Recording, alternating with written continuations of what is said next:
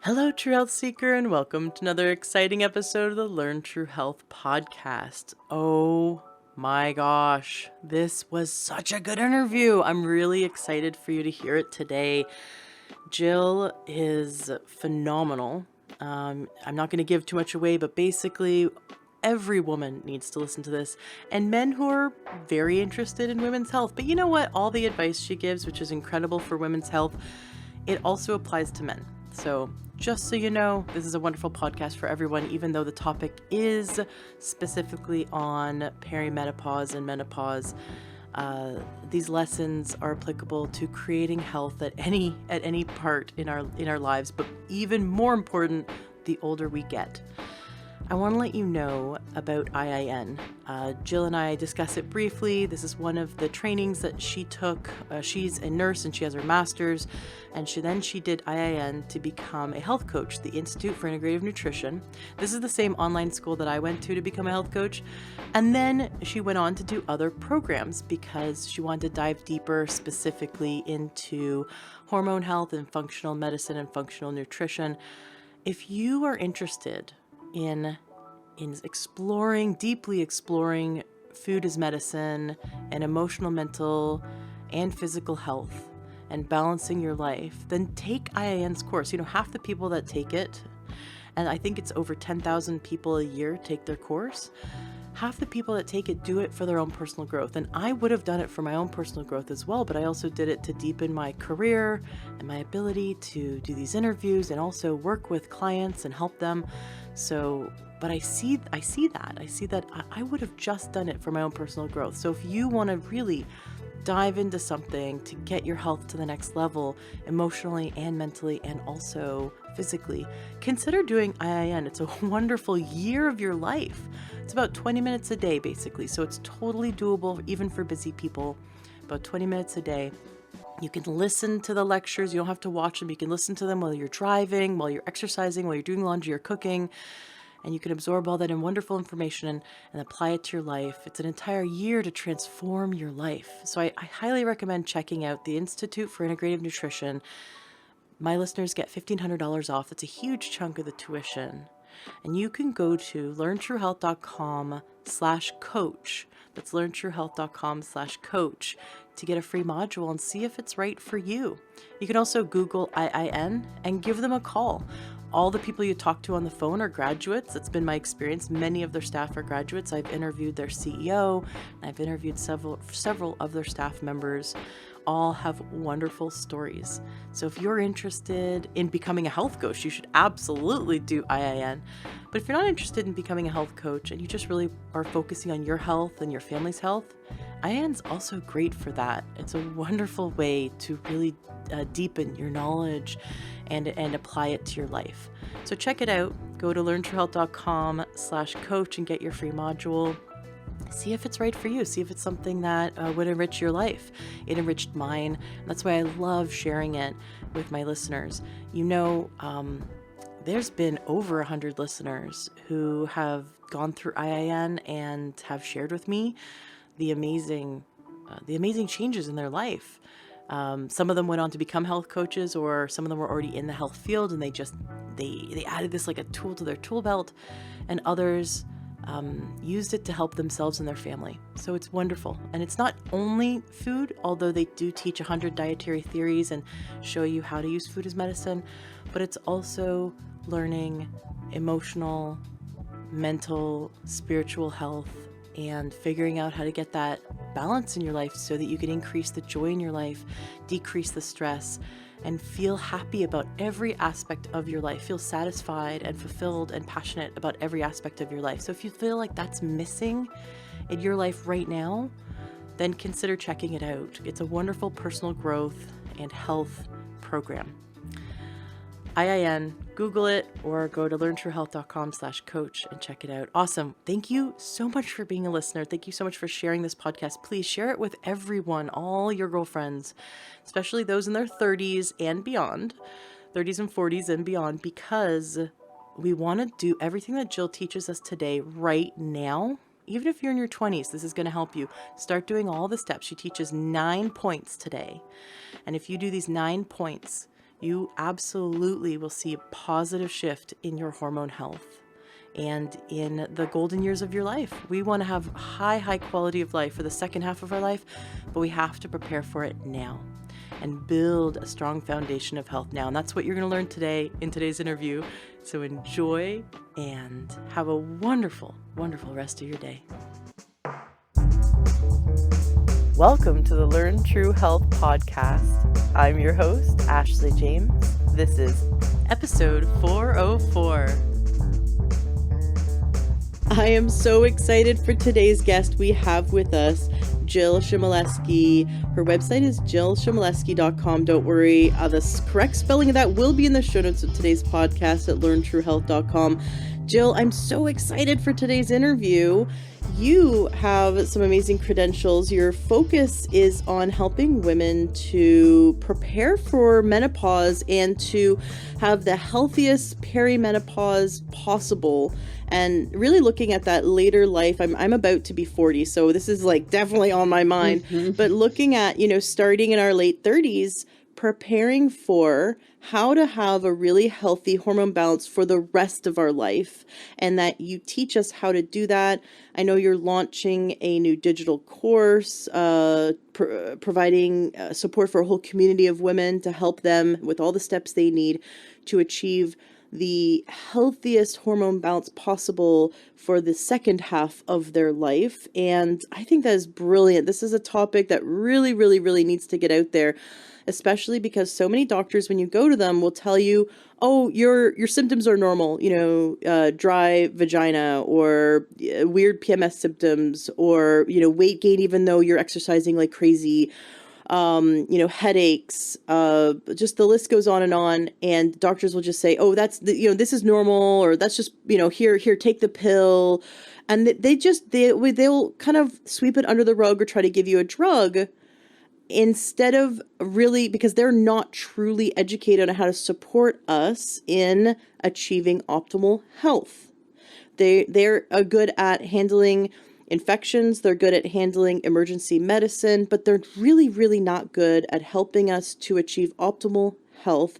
And you are specialized in helping women to balance hormones and have absolutely optimal hormone levels their entire lives. So Jill, welcome to the show, and I'm so excited you're here today to teach us how to be super duper healthy women. Oh my gosh, thank you for that awesome introduction. I'm so excited to be here as well. And I think you said everything. I mean, you nailed it. It's not that doctors don't care. It's just that they don't know. I think that in their medical training, they're focusing, especially our OBGYNs are focusing on the reproductive years and helping women have babies or helping them with postpartum.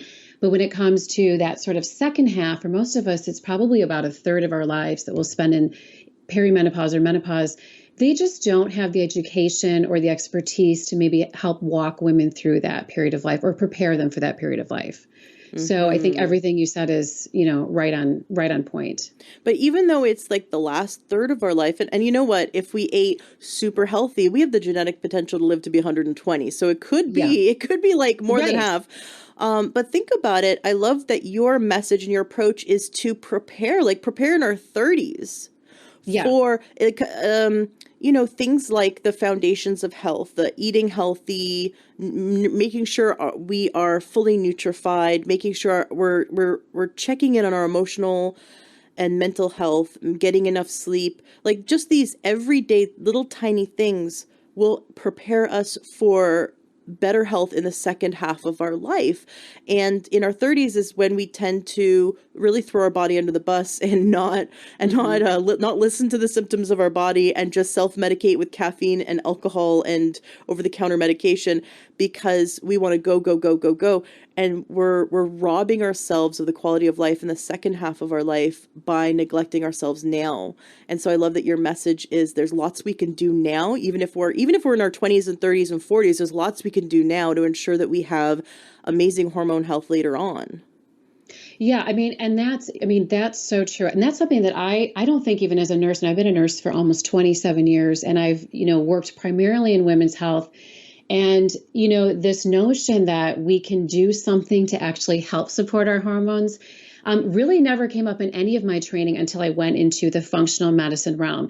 And you and I were talking before the show. I mean, food has a huge impact. Our lifestyle choices have a huge impact. But I think with physicians, oftentimes we're looking to our physician for education about what's next. And we don't, we kind of see the reproductive years as one segment of life, and then or menopause as the next phase, and that doesn't come until we're 50 or 60. Well, for most of us, the hormonal changes start to happen in our mid to late 30s. We may be even still getting pregnant in our mid to late 30s, but the hormone changes are starting then, that start to kick off perimenopause. And so, yeah, there's a whole lot that we can do that we need to start paying attention to much, much earlier than when actual menopause, the point at which we no longer get periods, happens. So, we'll talk about, I think, a lot of that today during the show. Yay. Now, yeah, Yay. you were a nurse for many years. And then I really want to get into your story. Just before we get into the education part, I want to understand a bit more about your background and what happened to have you want to become an expert in balancing hormones. So there you were, a nurse for so many years. And I know you also have your master's as well. Walk us through your professional life. What happened that had you want to go into health coaching and functional nutrition coaching? Yeah, thanks. So I think early on, I mean, I can remember even way back in my 20s when I was working in medicine. I was working as a neonatal ICU nurse, and then I sort of transitioned into women's health and infertility, reproductive endocrinology and infertility. And I can remember thinking at the time that there was just such a huge disconnect. I mean, I felt the disconnect that there was, on one hand, we were just treating women, who had infertility with medication. And behind the scenes, we didn't talk about nutrition. We didn't talk about lifestyle. We didn't talk about any of the other things that kind of come into play with hormones. And I think that was the first moment where I started to have some of those aha moments about, that this was an area that I knew that prevention and education and looking at things beyond traditional medicine might be helpful. And I went on to have 4 kids really close together. I stayed home for a few years. And then I went back to work. I went back into nursing for a while, for several years.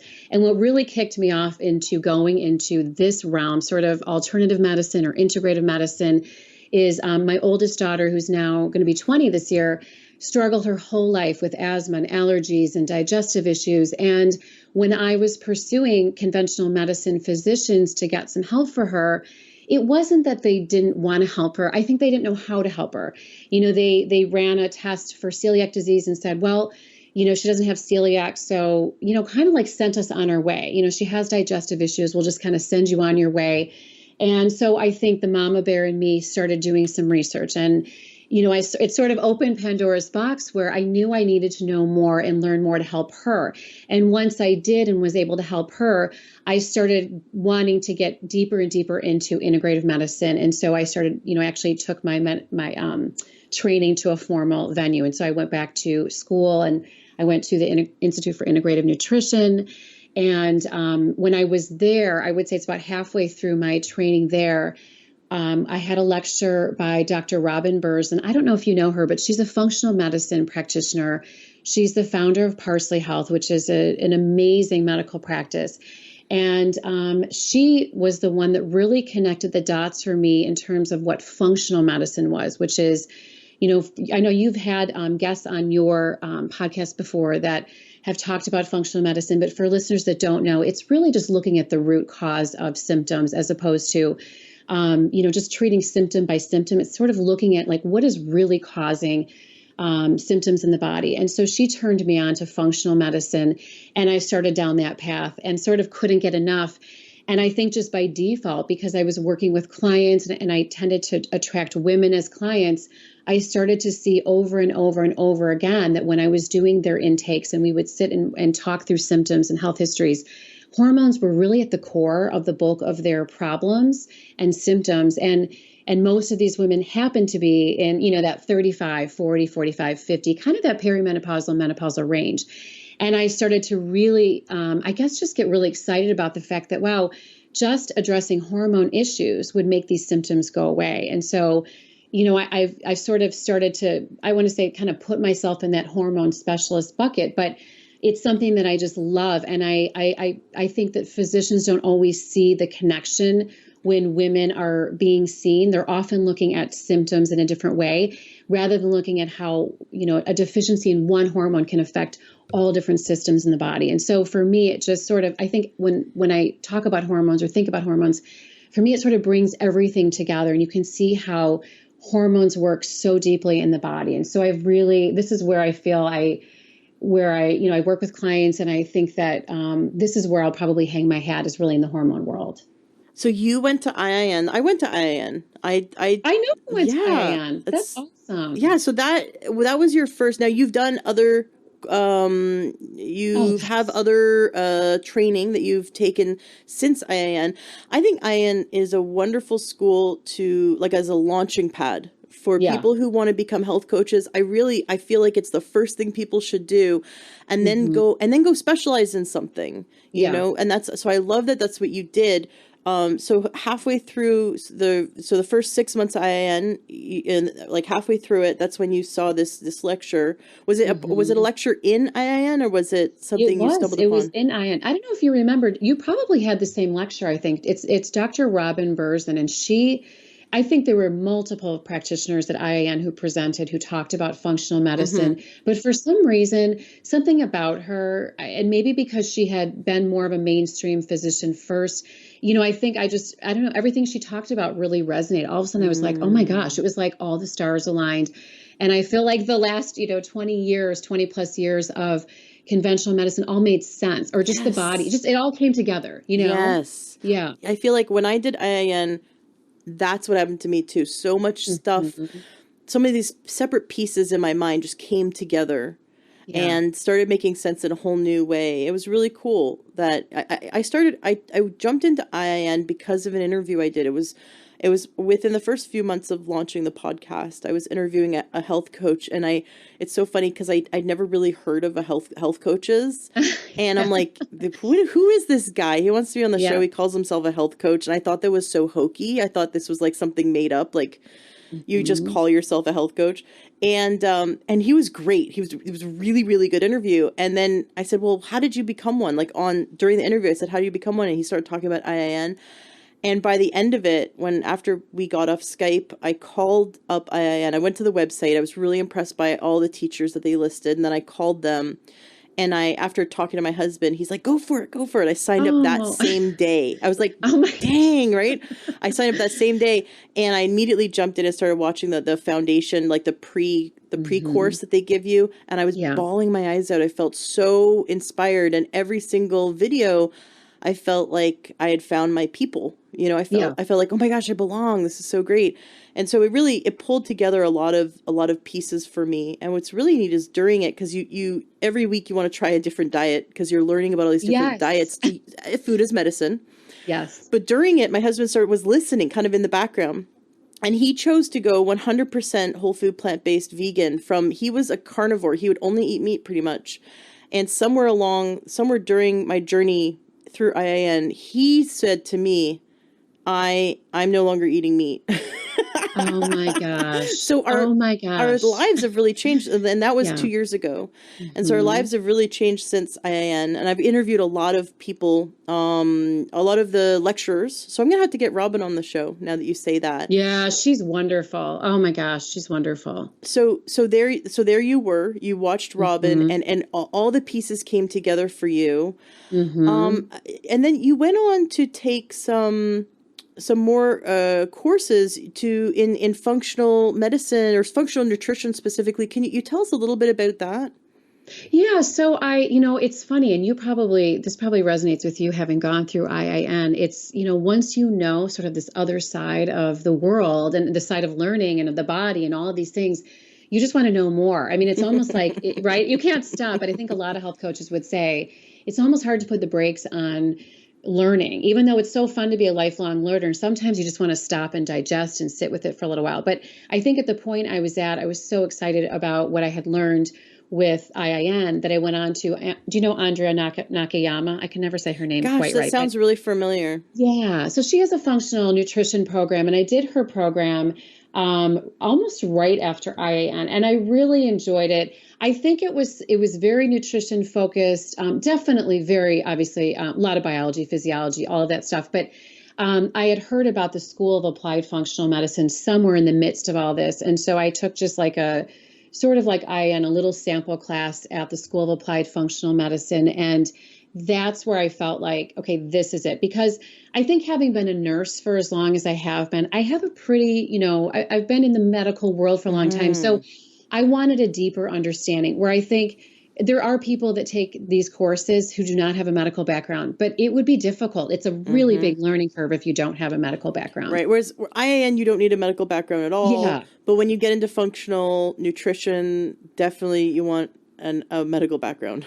Or yeah, it would help. Yeah, it helps. Right, it helps. I think if you're a really dedicated learner, you can do it. But you have to, you're listening to lectures over and over and over. And even I have to say, I still go back to lectures that I learned when I was at the School of Applied Functional Medicine, just to get one more nugget or piece of information to kind of help me maybe solidify some of my learning. So yeah, I've sort of halted it now. I mean, I'm certified in functional medicine from the School of Applied Functional Medicine.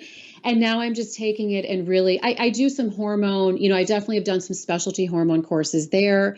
And I've done some sort of one-off hormone trainings and will continue to do that. But I think, as they say, I think when you are trying to teach other people or educate other people, you just have to be a few steps ahead of them to hold the lantern. And that's, I'm at that sort of, I know a lot, I don't know everything, but I know enough to definitely help women, prepare for this time of life and to get, to start to understand, what they need to do. It's sort of like what to expect, what you're expecting, but we don't think about it that way. It's like we'll do everything to prepare for a baby that's coming, or even a puppy if we're going to get a new puppy. But when it comes to this period of life, I don't think we think about what we need to do to prepare for this next phase in life. So that's sort of where I step in, is really, trying to help women understand, the changes that are coming so that they can prepare for them, and then helping them to understand what can they do from a food and lifestyle perspective, from a hormone perspective, maybe a hormone replacement perspective, although I'm not an expert in it, but I know, I definitely know quite a bit about hormone replacement, and also how to find a practitioner that can help guide you through this next chapter of life. Do you do any lab tests? I kind of walk a fine line with that because, it's a scope of practice issue where, clients will bring me labs and we'll talk about them. I can educate them on generally what labs mean. Hey, if your white blood count is this, sometimes it can be this. Or, if your fasting glucose is elevated, it may be, it's probably time to start making some changes in your diet. So I can do some, I know the information. It's sort of like I need to practice within my scope of practice as a health coach and also as a nurse. So, nurses, part of our job is to really educate patients on, what's happening in their body. And so, I'm very well versed in working with labs. But again, I try to sort of keep the deep lab work to the physicians, because I think that's just, from a liability perspective, it's just a better place to be. Got it. I'm in the middle of taking this course from functional diagnostic nutrition. I have a feeling this might be the next one you're going to take. I know that program. I mean, I haven't taken it, but I know what you're talking about. Yeah. I just paused. I was doing it for a few months and then I paused it to launch the Learn True Health Home Kitchen. That I was telling you about, because we've been filming all these great cooking videos and we're going to be launching it really soon. But then I'll go back to complete the FDN. I like that it's student led. But yeah, they teach you how to read labs, functional labs, like not the regular ones, but the like hormones and stuff like that. But you don't, there's so much you can do without labs, because you're looking at the lifestyle of the person, and you're helping them to fill in those gaps of what, and help them find what's missing. So let's get into that, because you've got 9 steps, the 9 different points that we want to make sure we get to, that really will help set us up for better health. So no matter who's listening, and the men that are still here, I love you. I have to. Yeah. I have to say that the men that are still listening are really awesome, because they're probably listening because they're just curious. But they're Yeah. also probably listening because they want to help the women in their life, which I think is just really admirable. And I love you for it. And all the women that are listening, no matter what age you are, you're going to take some great information away. So maybe even if you're postmenopausal or you're 17, it doesn't matter, because the stuff that Jill teaches really is applicable to all women, but specifically is really going to help women prepare for perimenopause and menopause. So take it away. What things should we make sure that we do or know, and to best prepare ourselves to have healthy hormones? Well, I think the first thing is just, kind of pausing for a second, and for women to understand that they are going to have to be advocates for themselves. I mean, healthcare has changed so much since I started as a nurse, and it had already sort of started its transition even back then. But, long gone are the days where you sit with your doctor for 45 minutes and have conversations about your health and your mental health and your well-being and other things, unless you're working with a functional medicine physician, and they do design their visits that way. But I think these days, there's, the visits are very limited with physicians. It's really not their fault. It's like a 10-minute slot. And I have a lot of physician friends who are, they're burnt out, and they know that they are not able to provide their patients with the care that they need because they're so limited by insurance and other things that dictate care. But I think women need to know you have to be an advocate for yourself. And that means you have to start educating yourself, and you don't have to get, it can be confusing. And I think that's the hard part of this time in life, that we're so fortunate to have so many resources, health-wise and wellness-wise, but there's a lot of wellness noise. And so you get a little bit like, okay, which diet, there's so much going on. You really don't know which way to go. So I think find some, I guess somebody who resonates with you. It could be me, it could be somebody else who really is geared toward women, and start to learn about what's going to happen in this next phase of life. And to your point, you can start doing this in your 20s, in your teens, just to kind of get prepared for the next step. But I think women, when they feel, women are very intuitive, as you know. And so if you go to your doctor and you feel like something isn't quite right, and they tell you, you know what, hey, it's part of aging. And I hear that all the time from my clients who say, I went to my doctor, I told them I was tired, I was told them that my hair was falling out, or I'm gaining weight, or whatever it might be. And they're just told, you know what, hey, it's part of aging. And I think if you understand what potentially could be happening in your body at this period of life, you'll be a much better advocate for yourself. You'll feel more confident standing up for yourself, and you'll feel more confident saying to your doctor, you know what, I know there's something else going on. Can you help me with this? So I would say number one is just having women be strong advocates for themselves. I love that you bring up to advocate for ourselves and to build our team. I think when we were raised to put doctors on a pedestal and to genuflect to them, to bow down and to give over our power. And especially as women, we have to look at, where do we lose our power? Where do we give over our bodies to medical professionals? And where do we feel helpless? Because I think in our society, we've been trained to feel helpless. And that's something that we're breaking now. We're breaking through that, but it's still left. Like there's just a little bit of it residual. So we need to look at, like, are there ever any times with medical professionals where we feel helpless, or we feel like we're children again? Like, oh, I think that's why we feel so, like, warm and fuzzy about hospitals. Like, they'll just take care of me because there's like a child inside us that just wants our parents to take care of us. And I think that's what we do, is we project onto doctors this parental role. Like, just take my temperature and give me the medicine, mommy, daddy, and just tell me what to do and I'll be fine. And this giving up of our power is something that's reinforced in society because of media, because of the way the AMA wants it. They want the way the marketing is. They want, and this is very set up. This has been set up for over 100 years. If you look at the history of the AMA and modern medicine, in all of their marketing, they want us to put doctors and hospitals on a pedestal. Do not question them. You know, look at, even if you watch mainstream media and you watch TV shows, they'll make fun of patients who question, patients who step outside the box. And they're just little jabs, because they want to continue this narrative that people who advocate for themselves are bad, disagreeable patients. That's actually what they'll put on your chart. You're a disagreeable patient. You want to be a disagreeable patient. And here's why. If you look at the statistics of heart disease, diabetes, and cancer, they are ridiculous. They're on the rise. 1 in 3 people has diabetes or pre-diabetes. 1 in 3 people will have a diagnosis of cancer in their lifetime. I mean, it's astronomical, the amount of disease. The number 1 killer is heart disease. If you want to be a statistic, keep doing what everyone's doing. If you don't want to be a statistic, you have to swim upstream. You have to be a salmon. And that means you have to advocate for yourself.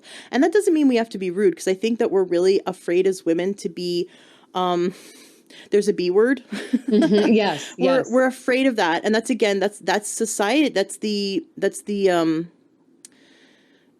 narrative to keep women in their place. And you do not have to be rude to be assertive. You can be kind and gentle and loving and stand up for yourself and be firm, because you're worth it. And you're allowed to fire your doctor and go find another one. You're allowed to. And you're allowed to find a team and build the team of experts that are in alignment with your values. And that practice informed consent. And what that means is the doctor does not pressure you into a therapy or a medicine. If you ever feel guilted or shamed or pressured into anything by a doctor, then you need to leave that doctor and go find one that actually practices informed consent, which means they inform you of the positives and the negatives of the treatment or of the procedure or drug or whatever avenue you're choosing to take. They give you the entire story and they let you make the decision for you.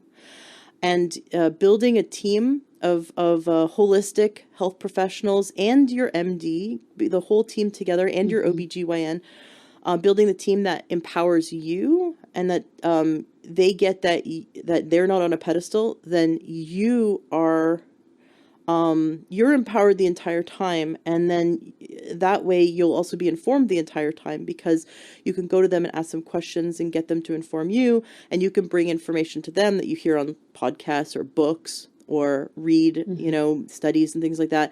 And you bring that information to them. And then if you've chosen your team well, they'll be receptive to that information. And then because they're science-minded, they'll look at it and help you to decipher whether that's a good approach for you or not based on the science. So it does take an effort to build our team, but once you have, it's just so wonderful. It feels so great to have these healthcare professionals who are empowering you towards better health, than just giving up your power. I've seen so many people put on the wrong medications and they have suffered for it because they gave up their power, and they didn't advocate for themselves. So I love that this is your first point. Yeah, you said it so well. And I think, it's a partnership. So I think thinking about it that way, that it really isn't meant to be, like you said, somebody's on a pedestal and somebody's sort of down here.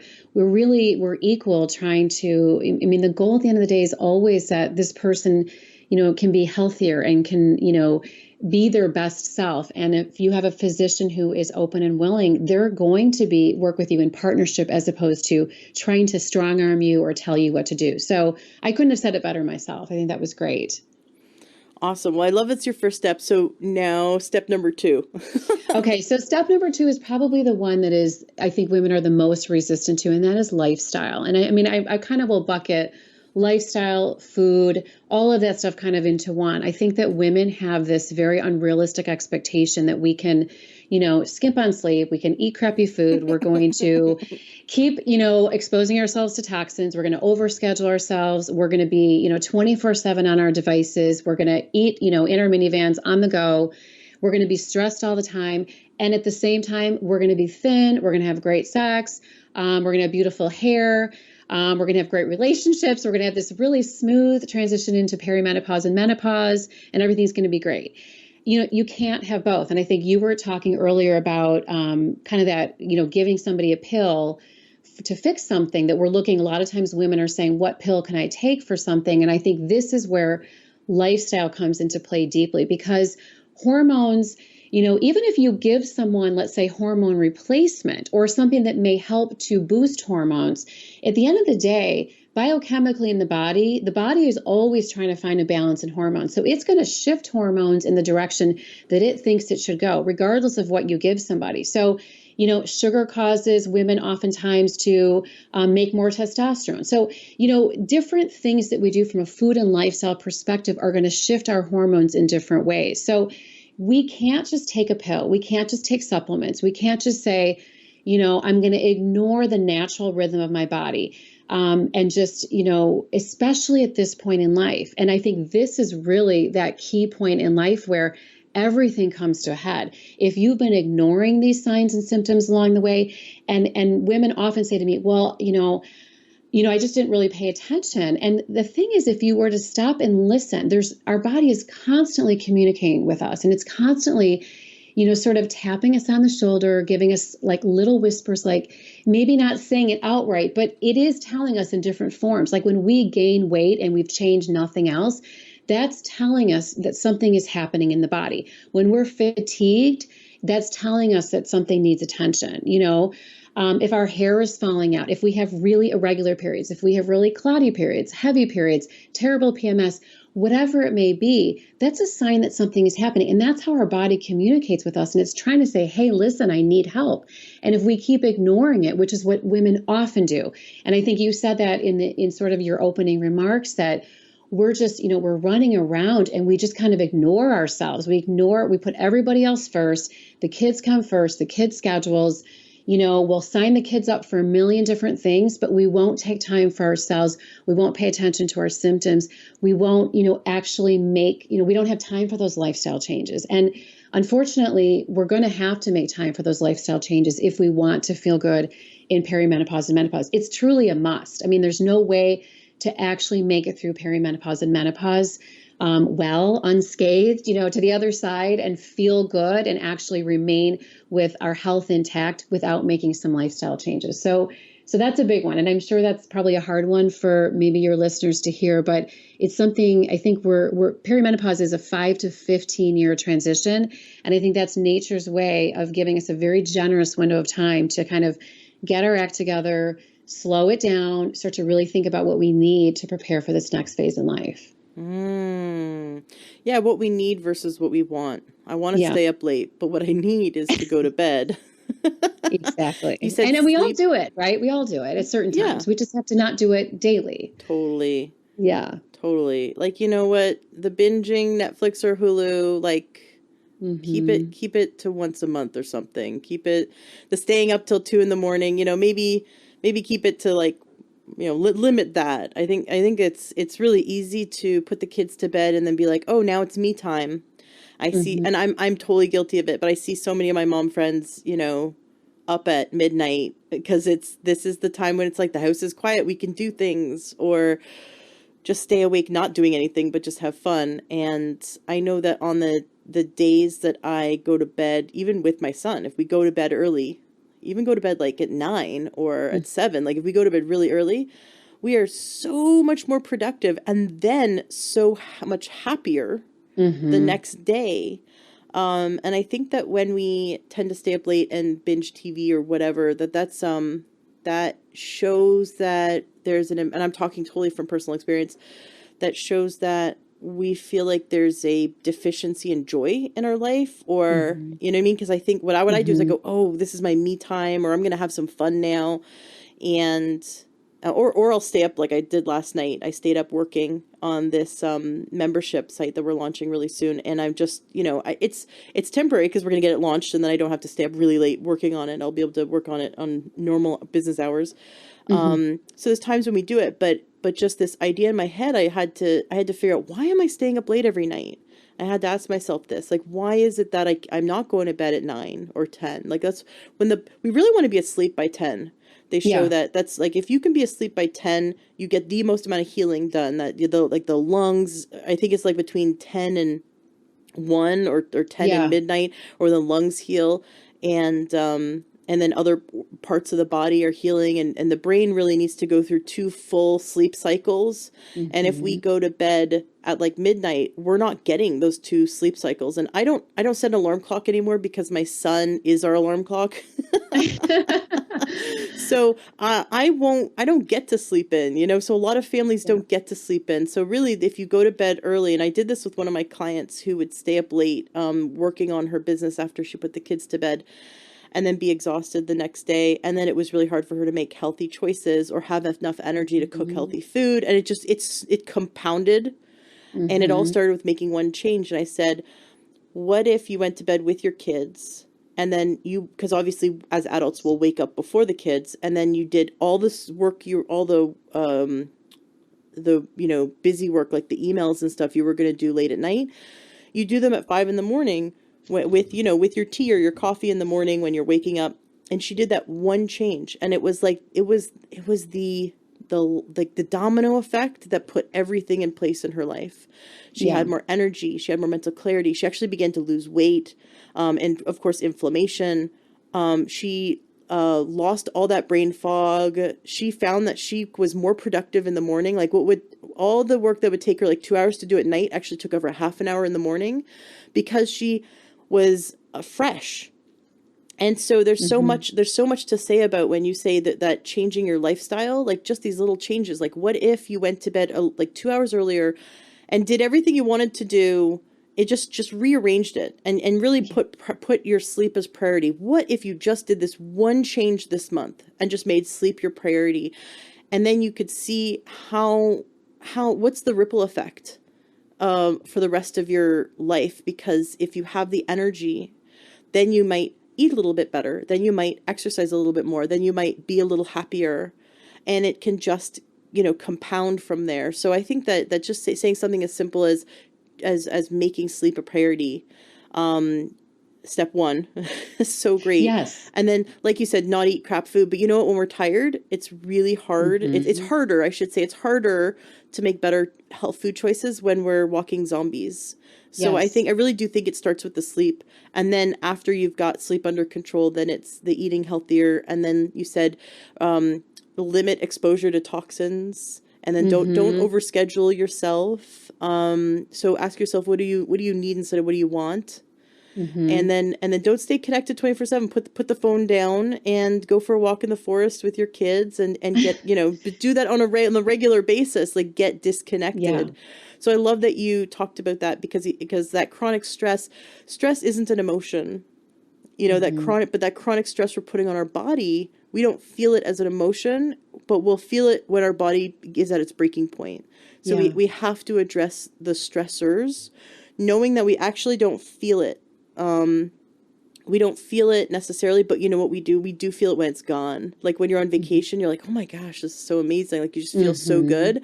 That's because the stressors aren't there. So Yeah. we can Yeah. feel it when it's not there. But when we're habituated, when we're adapted to chronic stress, constant chronic stress, we that's our new norm, right? So then Hmm. we're like, I've had so many people say to me, I'm not stressed. I don't feel stressed. And but they make these changes, and then they're like, wow, I can't believe how much stress I was under. I didn't know that. So I love that you pointed that out, that this makes a big difference. Can you talk a little bit about why, like, biochemically, why does sleep and toxins and food, and stress, why does that affect hormones and hormone health specifically?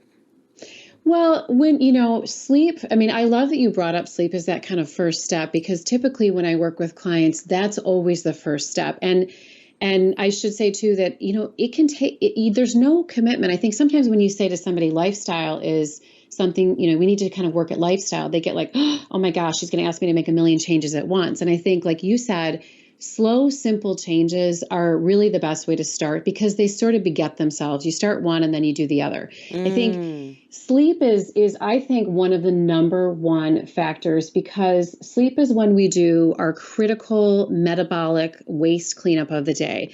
We build Mm. hormones at night time while we're sleeping. I mean, we're making hormones, we're detoxifying, we're getting rid of things. And detoxification is a huge part of hormones and hormone balance. We need to have really efficient detoxification to have really good hormone balance. And we need sleep, really adequate, deep sleep. Really that sort of, I mean, ideally we are, this doesn't happen, but ideally we're really sort of mimicking this, or, have a really good circadian rhythm where we are rising with the sun and sort of going to bed with sunset. Now we don't do that anymore, but the closer we can get to that, that's going to definitely help with hormonal rhythm. So, the women that you were just alluding to, and I have a lot of friends too, where I'll get emails from them. I'll look and it's like 1:30 in the morning. What is she doing up? And it's the same, it's the same. I always get emails from her at 1:30. Every night to be cutting into sleep like that, you're really just sort of wrecking the hormonal rhythm of the day. Cortisol, there's a lot of different hormones that are involved, and they follow that sort of circadian rhythm. So when you're cutting into sleep, that's a big reason why, sleep in and of itself, I mean, studies, there's probably now hundreds, if not thousands of studies that show a direct correlation between, lack of sleep and hormone imbalances. I mean, it's there's so many different reasons, but I would say, just the fact that we're detoxifying and that we've got just so much going on with our circadian rhythm during the day and at night has a huge impact on our hormonal balance. You said that we make hormones at night. Do we make more hormones when we're sleeping? Or, I mean, if someone were to pull an all-nighter, do they make less hormones? They make less hormones. We make hormones at all different times, obviously, throughout the day. I mean, it's a 24/7 type of situation, but we do build, a lot of the building happens at night when we sleep, and because our bodies are at rest. And so our body can focus on more important things. During the day, we're like running around like fools. And so nighttime is when our body can actually it's like this workshop, that's kind of happening behind the scenes where we're able to actually, work on building hormones. A lot of our appetite hormones, like you alluded to earlier, the appetite hormones, ghrelin and leptin, are critical that we get sleep at night. Otherwise, you do end up the next day with this sort of, we've all experienced it where we're up all night and you walk to the fridge every hour or the pantry and looking for something to eat because those hormones are not in balance. So it's sort of the signaling is off. So we need to sleep because the signaling is off as well. So we probably would need hours to get into all of the biochemical reactions behind it all. But I would just say sleep in and of itself is huge for building hormones and for balancing hormones and for ensuring that communication with hormones, among hormones, with each other, with different tissues of the body is happening and happening well. I think we could do an entire episode just on this, number 2, this, section 2, because you mentioned toxic exposure, and there's an entire episode right there because and I've had other guests talk about it, but the toxins like bisphenol A, for example, are endocrine disruptors, and now there's obesogens and there's microplastics in water. Don't drink bottled water that's in plastic, because there's microplastics that are obesogens and there's estrogen mimicking, plastics and toxins. There's over 80,000 toxins in our food and water and air, and many of them are endocrine disruptors. So even and it's scary because it could be your mattress could be off-gassing obesogens, your carpet could, your furniture if it has the flame retardants, and all cosmetics that are in plastic bottles, artificial fragrances, and household cleaners, if they're in plastic bottles, off gas and get into our air. The air quality in our home is 10 times worse than the air quality out on the streets. And we're breathing in these chemicals that are toxic to the body, and we don't feel it on a regular basis, but it's slowly disrupting our hormones and increasing our chances of cancer and hurting the thyroid. Just there's so many things. So yes. So really, you said, lifestyle is huge, and as part of that, sleep, eat healthier, don't eat crap food, and reduce your toxic exposure. Don't overschedule yourself. But each one of these points could be a whole episode. So but it's so critical. So I love that you addressed this, and and that this is something to take seriously. And again, it's that shifting our mindset, as women who, and I'm totally guilty of this, shifting our mindset from putting ourselves last and Yes. dragging ourselves through the mud because we have kids, because we have a husband, because we have a career, putting everyone else first because we can, right? And this is also what we're taught to do in society. You know, we don't celebrate taking time off to nurture ourselves. In society, it's celebrated to burn the candles at both ends. And that's because and if you look at it, women are trying to, and this is over the last 30, 40 years, women are trying to make sure that we can have a career, that we that we can have everything we want, and we also want to have a family. And that means, though, we're still kind of like holding on to this like 1950s idea of what being a mom is, and this like 1980s idea of like what being a career woman is, and trying to do both at the same time, and it just doesn't work. So we have to like lean. What we need like the 1800s idea of what it is to be a woman, where we know that it is not. We're not an island. We're not doing this alone. We have to do this in a village, and we need to lean on each other. And maybe that means that all of your girlfriends get together and you guys take turns carpooling, and you take turns cooking dinners. Like maybe you get 5 girlfriends together and each one of you cooks for the whole, for the whole group, or you get together once a week. My friend does this. She gets together with a girlfriend and they do meal prep. They do one day of cooking together. And they cook all the meals, and they prep all the meals for both their families. So there's ways that we can do it, but we have to do it together as a community, and find the girlfriends in your life that want to get healthy together, and see how you can lean on family and friends, but don't do this alone, because that's going to help you to reduce the stress. Is to not do this alone. Yeah. And I think, such a great point. And I think this supporting, women with other women, and I find this, and you too, as a mom, probably have seen this. I think really, when a woman says, no, I can't do this. Like, let's just say, of course, at school, they're always looking for volunteers or whatever it may be, or signing kids up for things. When women say no, we need to respect that they just have enough on their plate. And I hear this from women all the time, that there's just this guilt that they should be doing this, and they should be doing that, and they should be doing this, and all these things. And I think at some point, it's not selfish to think about yourself. It's actually selfless, because if you're not here in good health, your whole family is going to suffer. So you need to worry about yourself, So I think giving each other permission, because I hear it all the time where, women ask another woman to, be on this board with me, or can you be on this committee or co-chair this? And somebody says no. And they're like, can you believe she said no? And it's like, you know what? We as women need to support each other and respect that, that might just be one too many things for her right now. And that's okay. And so taking that pressure off of each other will help a lot of us to feel less guilt about saying yes to things that we know are really outside of our bandwidth. Guilt and shame are as unhealthy as smoking. Yeah. We have to get that to look at what we need versus what we want. I love that you said that, because what we want is to have clean the entire house and do 25 things on our to-do list. That's what we want. But by the end of the day, if we've only done 4, then we feel kind of defeated and we feel guilty or shame.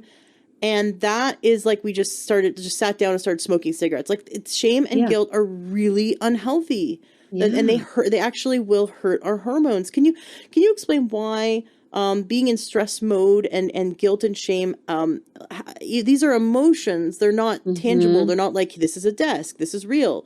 So we often don't think that emotions can affect something physical like hormones. But can you explain why there's a real link between staying in an emotionally stressed state and having poor hormone health? Yeah. So I think when you think about stress, or when I talk with women about stress, I think they automatically think it's just the stress of everyday living. Stress from your body's perspective, I think there's just one stress response, and that is the fight or flight mode, which most of us have heard of. And all that is, there's a huge surge of adrenaline when something stressful happens. You're walking across the street with your 3-year-old, a car comes out of nowhere. Luckily we have the stress mode, in our bodies so that we can very quickly get our child out of the way and everybody is safe. And so that's kind of that short-term stress mode. When we're in long-term stress, which is the case for most of us, I mean, our bodies are designed to be in short-term stress, quick bouts of stress, and then we go back to a more relaxed state. And I don't mean relaxed like you're kicking your feet up, but you're not in constant stress mode. When we're constantly stressed, which we are, we have to think about stress in a different way. It's the same fight or flight response. So we get this huge surge of adrenaline. We get tons and tons of cortisol, which is our long-term stress hormone.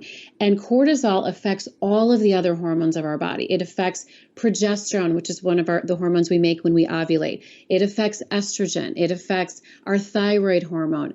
It really has this huge effect, our blood sugar hormone. So it really, stress in and of itself kind of throws us into a tailspin and we don't even know it. And I think we often think of just those kind of overt stresses, like walking in front of a moving or, a car coming out of nowhere, or, hey, I got a really stressful email from my boss. But emotional stress of maybe something that you can't let go of, from maybe a friendship, something happened and there's this thing kind of lingering, or a family member, or it could be the stress of something physical.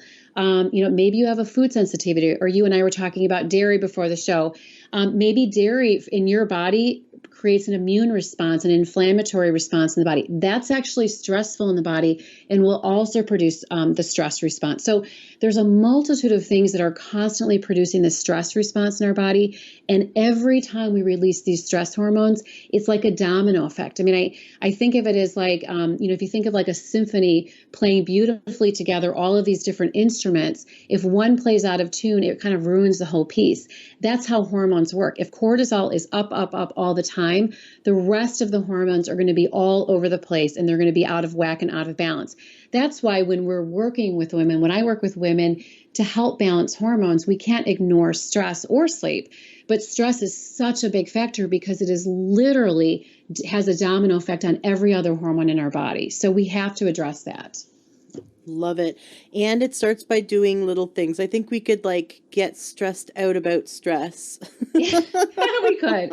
That is true. That is true. Yeah, it takes. Don't do that. No, it takes little changes. Like I said, try to go to bed an hour earlier, 2 hours early, and just see what happens. Or, just make those little changes. But I think, I think you're right. Starting with sleep is the best, because then we'll have a little bit more energy and mental clarity to start making better food choices. And then we can start looking at the cleaning products in our house. And then we could just, go down the list. So I love that you're giving us this sort of checklist of things to do. Okay, what's point number 3? So point 3 is, I think, just the notion that there is no quick fix for health and hormone balance issues, and that you're probably going to have to do some investigative work if you have had long-standing hormone issues. And what I mean by that is, one of the best ways to know if you've had hormone issues coming into perimenopause is, have you had irregular periods, funky periods, heavy periods, clotty periods, skipped periods? I mean, periods are, they're now considered the 5th vital sign. So they are literally a reflection of what's happening on the inside of our body. So during the reproductive years in general, if you're having a period pretty regularly, we're going to assume you're ovulating. Some people aren't ovulating. That's a different conversation. But in general, if you're getting a period, let's say with a lot of regularity, it's pretty, manageable. You're not getting a lot of PMS. There's nothing really crazy and symptomatic about it. Your hormones are probably pretty balanced. Because when you come into perimenopause, your hormones are going to start changing, and periods may change, and that's actually a normal part of perimenopause. But if you are coming into it and you've had period issues for years and years and years and years, it's something that requires some attention. I would say to your listeners, if you're in your 20s, early 30s, mid 30s, and you're having period issues and you've had them for a long time, you probably want to start doing some investigative work now, because those issues are only going to get worse. In perimenopause, you can expect hormone imbalances. And again, there is no quick fix in that moment. There are things that we can do to help support hormones. It's going to be a little tumultuous and it's going to be a little bit rocky, just like puberty was, because we think about perimenopause as sort of like reverse puberty. It's like, in puberty, your hormones are going on the up and up. In perimenopause, they're on this kind of slow decline. And sometimes it's a quick decline, but in most cases, it's a little bit of a slower decline.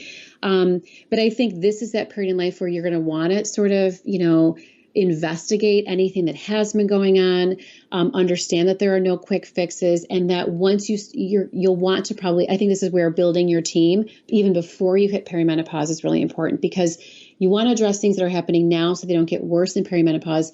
And then as perimenopausal issues arise, and they will, I think I can't imagine there's a woman out there that has not had some type of a symptom during perimenopause. Some women go through rather unscathed, but most women are definitely dealing with hormonal issues at certain times, sometimes, worse than others. Sometimes it's going to be worse than other times during that perimenopausal journey. But I think addressing those things when you can, and then building your team and understanding that there isn't a quick fix. I think that's a really good mentality to walk into perimenopause with. I love it. Awesome. All right. Point 4. Yeah. Point 4. So kind of along the same lines, understand that change is inevitable. Like, this is coming and you do have to prepare. So like I talked about earlier, like the puppy or the baby that's coming, you get car seats and you have showers and you do all these things for this baby that's going to come, because it's so important. You read every baby book. And then once the baby comes, you're reading sleep books, or maybe it's, some discipline books when they're little, how to handle temper tantrums and things like that. We tend to really, when it comes to other people in our life, we'll read.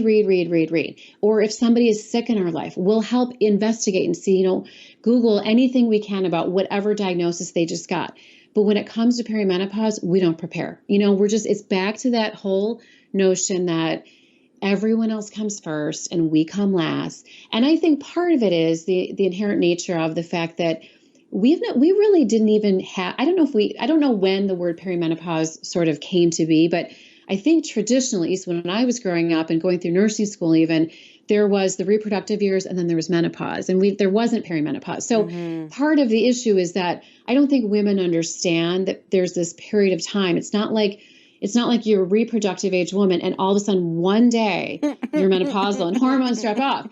But I wonder if that is how, I don't know, maybe that is the perception of some women. So I think knowing that you have this period of time, it's coming and you need to start preparing for it. And I think when you're prepared, like anything else, you're just going to do better.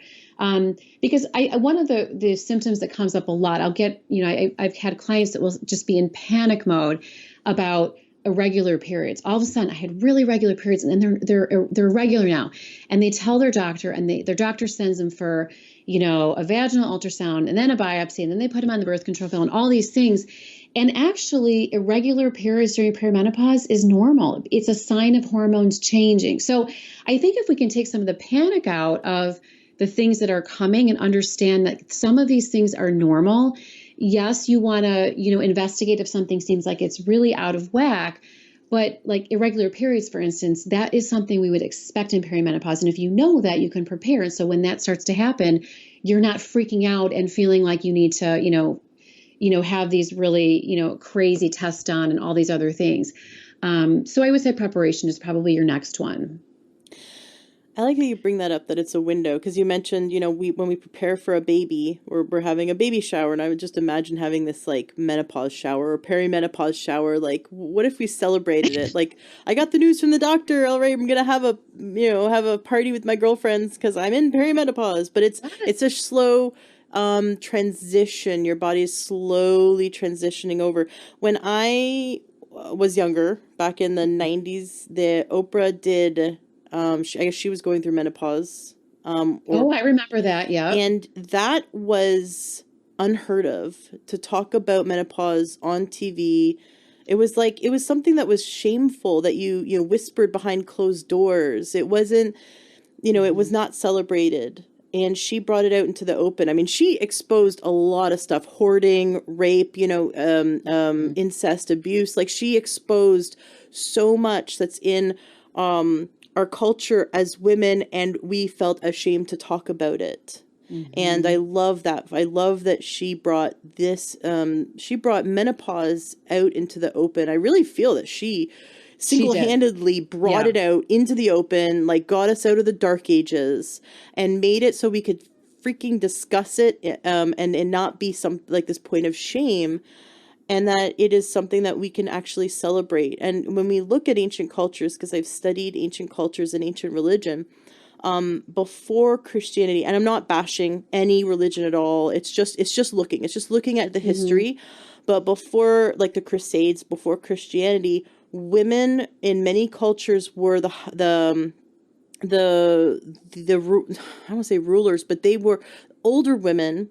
Were the healers. The grandmothers were looked to, were the elders, were the leaders. They were looked to as women who were in their power. And when a woman went into menopause, or was beyond the childbearing years, in certain cultures, they were actually revered and looked at as that they had stepped into their power. That something happened to women when they went through menopause and postmenopause, where they had access to universal energy and access to healing energies, and they had a stronger intuition, a stronger ability to practice healing and to guide the tribe or guide the people. So there are cultures that saw that women stepped into their power, and that was the meme. That menopause meant you stepped into your power. And I'd love for us to now make that part of our idea. It's not, you're not losing something by going into menopause, you're gaining something. Because I think some women are afraid of going into menopause. It means we're getting older, we're frail, we're gonna lose our bones, we're gonna have osteoporosis. Like, we're just looking at the mainstream media version of it, right? Or that narrative that we just get old and weak and frail. Instead, how about we're like these super strong women that step into our power and step into our intuition, and something like the light bulb goes on in our body and we become even stronger and healthier because we're figuring out stuff. We're taking the wisdom of our years and we're applying it. So I'd like for us to shift that. Yes, it takes about 15 years, like you said, 10 to 15 years to shift into it. And in that time we get to prepare, and that we can actually look forward to it, because there's so much that good that happens, that so many ancient cultures saw, that there's good that happens within us as women when we step into menopause. I so agree. I couldn't agree with you more. I think a lot of it has to do with, obviously, our society that reveres youth is beautiful and aging is sort of like, you're kind of washed up and over the hill, and tossing women to the side, when I think, like you said, a lot of these cultures have really always put aging women at the forefront and really valued all that their life experience can now be bestowed on the next generation and shared. And it would be really nice if we could see that shift here. Now, you had mentioned earlier that watching your periods as a vital sign is important, like the quality of the period, whether it's heavy or light. What about PMS? What about even like a week before the period? If cravings get stronger, or if their boobs are more tender than normal, or if they're like way more irritable than normal, or just like are really, really exhausted in the morning, like these symptoms leading up to their period. What about that? Is that a sign that something is off balance or off kilter, or is that normal? Typically, in the ideal, optimally, we would have uneventful periods. Aside from the fact that when you get your period itself, it's a sign, your uterine lining sheds because your hormones, progesterone and estrogen, have really fallen. And so when we don't have our hormones, we feel it in terms of, we feel more tired. We don't feel as energetic. We want to maybe kind of sit on the couch day 1 and day 2, or maybe even day 3 of our period. That part of sort of the hormonal decline with your period is normal. I would say the period leading up to that, so that transition of time where women say, oh my gosh, I am just like out of my mind the week before my period. Typically, there is a hormonal imbalance, and more times than not, it usually means that there's not enough progesterone to balance estrogen. So, I don't know if your listeners have heard of like estrogen dominance. That word is tossed around a lot these days when we're talking about hormones, but estrogen and progesterone really need to be balanced in order for women to feel good. And for a really uneventful period, estrogen and progesterone need to be balanced. And oftentimes, and I think alluding back to a lot of the toxins, a lot of the hormone disrupting chemicals, a lot of those chemicals contain like estrogen mimicking chemicals. So there's a lot more estrogen in the environment than there once was. And so women tend to have higher estrogen in relation to the amount of progesterone they have. And that's typically, again, why women would have sort of eventful periods, PMS, the bloating, the moods, all that stuff is typically more related to progesterone, maybe being on the lower side or maybe not being enough to balance out estrogen. So if women have these symptoms and then they confirm that with blood work that their progesterone's low, what do you recommend they do to support the body in increasing its progesterone to normal levels? I mean, it depends. I mean, I think with hormones, I usually, if somebody has really, not great PMS, or they really notice that, in general, we're doing a hormone panel, a combination of serum testing, which is lab testing, and doing a urine test at home. Typically, we do like what we call like a 24-hour urine, where we're actually looking at hormones and their metabolites. It gives us a lot more information. So it's hard to say specifically if, without knowing what someone's results are. In general, I would say if somebody says, hey, if you were just kind of saying, hey, blanket statement, what would you say to somebody or a group of women who have really, really significant PMS? I would say, number one, you definitely want to look at the toxins in your environment. I think a big source of estrogen coming in is going to be obviously in dairy, because all dairy is coming from the milk of a lactating mammal. A lot of our meats, because a lot of them are injected with antibiotics and hormones. Definitely in pots and pans, plastics, the microplastics, as we know, our beauty products, etc. I mean, everywhere. They're kind of everywhere. So doing your best to kind of start decreasing estrogen coming in that way, because our bodies are smart. Our bodies, really probably know how much hormone is needed and how much it should be released. So if we have imbalanced hormones, oftentimes with estrogen, it's coming from an outside source, or it has more to do with detoxification, really sluggish detoxification, because we're not maybe breaking down estrogen properly. And so we're holding on to some of it and recycling it. Maybe for women who are, constipated and they're going to the bathroom every, 3 days, your liver is breaking down estrogen and it has to get out of your body. And the only way it can do that is for you to go to the bathroom. Well, that's going to be a problem. You're definitely going to be holding on and recirculating estrogen in the body. So I always tell women, look at some of those kind of food factors first. Look at your gut health, see what's happening there. There are supplements that can be taken, but they're very, very targeted to what's happening once we see a hormone panel. From a progesterone side, you're going to want to do things that are going to optimize ovulation. And that would be things like there's definitely herbs that will do that. But I think from a lifestyle perspective, stress is going to be huge for ovulating. I mean, our bodies are not going to want to bring a baby into this world if it's stressed out. And even if you don't want a baby, your body's purpose of ovulation is to create a baby. I mean, we're primarily designed, so that's why we ovulate. So, from your body's perspective, it's always thinking how to procreate and how am I going to bring a baby into this world? Well, if you're stressed, it's not going to do that very well. Hormones are going to be off. So anything you can do to decrease stress is going to improve progesterone. That includes things like exercise, because I think we think of exercise as good, but I find with this kind of type A mentality we have and the go, go, go, and then we go to Orange Theory, or we go, and I'm not picking on Orange Theory, but we tend to be in this like rush state all the time. And then we go and our workouts are like maniac workouts that's, actually stress us out more. We may feel relief when we leave, but from our body's perspective, it's just more stress. Too much exercise can definitely impede progesterone as well. So I always tell women, you definitely want to look at what you're doing to support optimal progesterone, optimal ovulation, and things like that. And then there's also obviously some herbs and nutrients, getting the right vitamins and the right diet on board to make sure that you're optimizing hormones will really go a long way to help with your period health. All right, next point, number 5. Okay, so this is probably my biggest beef, I think, with practitioners. Sorry, practitioners, but balanced hormones are just as critical in midlife and late life as they were in our reproductive years. So I think this is where conventional medicine and functional medicine sort of part ways. And that is, and in fact, I just received my North American Menopause Society Clinician's Guide, the Menopause Practice Clinician's Guide this year. And still, I mean, it's 2020, and I guess it was a 2019 release.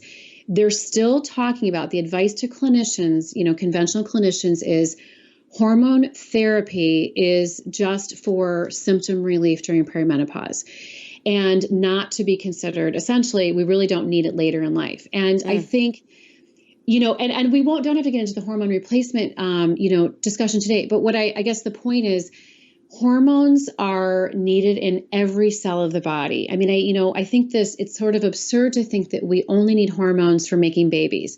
And so that's been the conventional way of thinking. Well, you don't really need your hormones anymore. I mean, you've probably had friends as well who people who have had a hysterectomy and they're told, hey, you know what?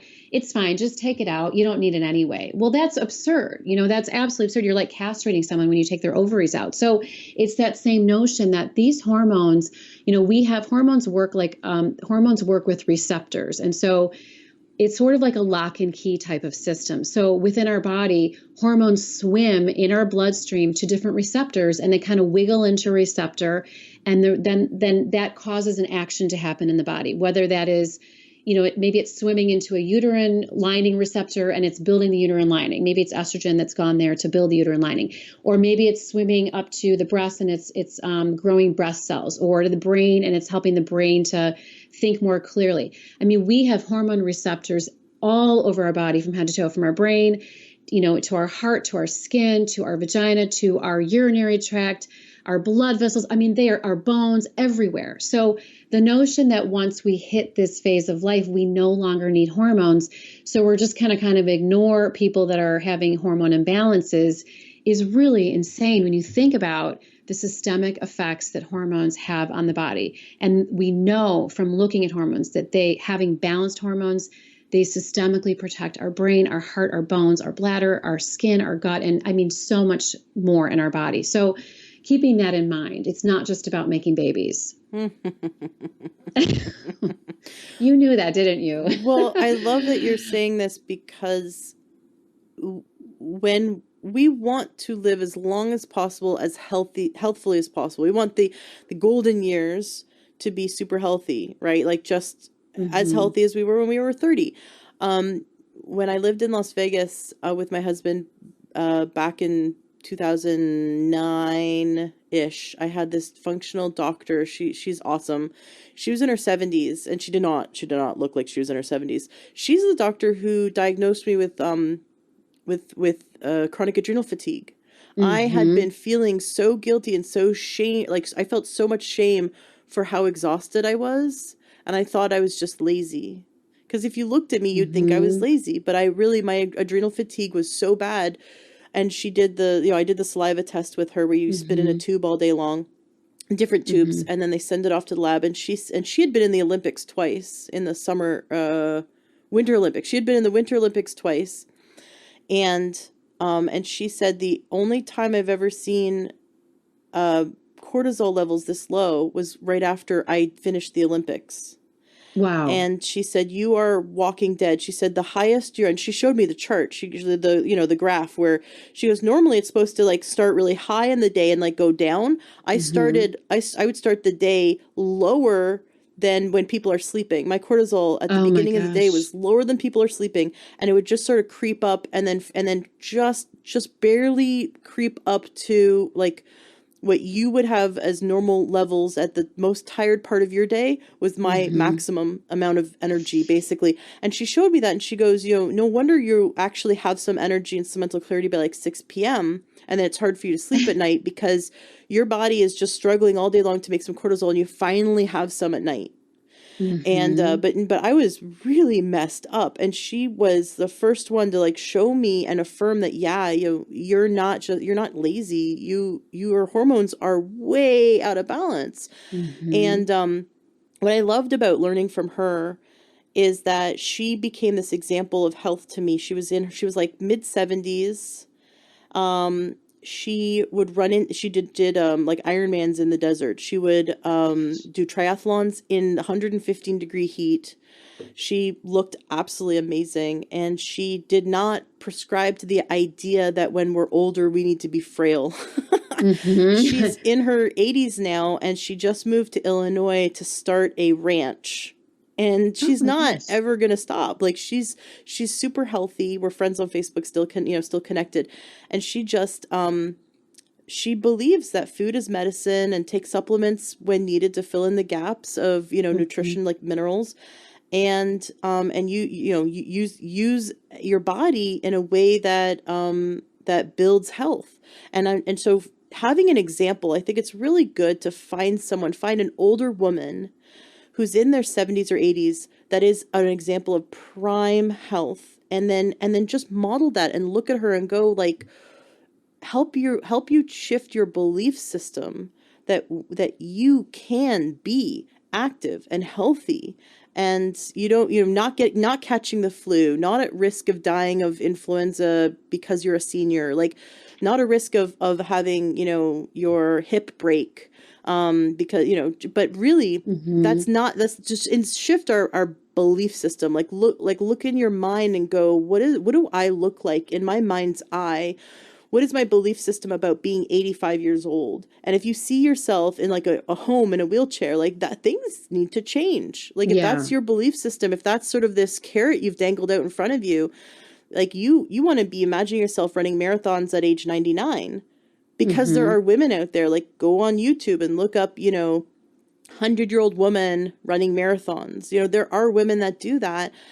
And I love these videos of these women in their 90s that run these marathons, and they say, oh yeah, when I was 75, I started running. It's just like they weren't doing it their whole lives. But shifting our mindset to have the idea that when we are 80, 90, and 100, that we are healthy and active and still, using food as medicine and still getting out there. And that is the norm. That's the idea we want in our mind to move towards. Because I think if we have a belief system that when we're older we become frail, then we just kind of give in to the like when your medical professional says, okay, well, you're in menopause, so we don't really have to look at this anymore. Doesn't matter what kind of estrogen you have, you're in menopause. It's ridiculous because estrogen and progesterone actually play a role in longevity. And if we have healthy hormones in our 50s, 60s, 70s, 80s, 90s, 100s, we will we'll live longer and not die of a degenerative disease. And women who have poor hormone levels will die of a degenerative disease. You just look at the statistics and see. So there's a direct link between healthy hormones and longevity, and also degenerative disease. Yeah. I know a woman in her 70s who got her period back and actually got pregnant. Oh my gosh. What happened was, so this doctor, one of the doctors that trained me, as a naturopath, and he's an old school naturopath. I think he's in his 80s now, but he's a whole old school naturopath, and he got this woman on supplements and changed her diet. And he said to her, and she was 70, he said to her, now watch out. What happened was she told him, hey, I had a period. That was weird. And he said, watch out, you're fertile now. And she laughed at him. She's like, I'm 70. There's no way. And he said, you got to start using protection with your husband, because he had seen it before. Because some women, when they get so healthy, that you can actually like reignite your hormones again. And it's totally possible. And so she didn't listen to him. She got pregnant and she had a completely healthy child. Wow. It is absolutely possible to, I guess, reverse, to come out of menopause. So the thing is, like, I agree with you. It takes like 15 years or whatever, and we kind of go into it, and then we're in menopause. But at the same time, I have this idea in the back of my head that like we could, we're seeing women get into menopause in their 40s now because they're triggering it too early. So I'm not saying menopause is bad, but I think that I think menopause is bad when it's too early. Yes. And it's like, it's kind of like the body goes, oh, well, I'm kind of exhausted. I don't have the nutrients. I'm stressed out. And now I'm like, I have to go into this phase because I'm depleted. And so we kind of want to stave off menopause as long as possible and keep our hormones as healthy as possible so we could be in premenopause for longer, and maybe go into menopause in our 60s, right? Instead of our 40s. Right. But women more and more practitioners are seeing women in their 40s go into menopause, not because it's not healthy menopause. It's premature, unhealthy menopause because they're depleted.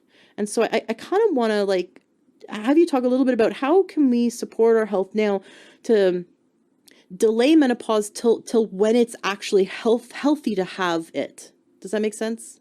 Yeah, I mean, I think a lot of it, I mean, it sort of sounds a little bit redundant, but I think it comes down to it's really the food and lifestyle choices that we make. I mean, even food, as we know, so much of our soil is depleted. And even if we're eating the right foods, they may not have all the nutrients that they should have because of whatever, the farming, whatever it may be, whatever's happening. So oftentimes we do need some targeted supplementation to help bridge that gap, like you alluded to earlier. So I think balanced hormones are all about nutrients. Nutrients are the building block of hormones. So in theory, if we can get those building blocks of hormones in place, we will at least be able to build hormones for as long as possible. You talked about, I know, with adrenal, going into adrenal fatigue. I think that's been a really big one, even if it's not a full-blown adrenal fatigue diagnosis.